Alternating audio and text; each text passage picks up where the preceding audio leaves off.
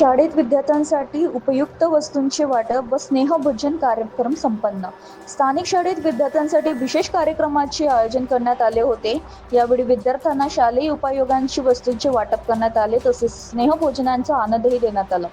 कार्यक्रमात उत्साहपूर्ण वातावरण पाहायला मिळाले.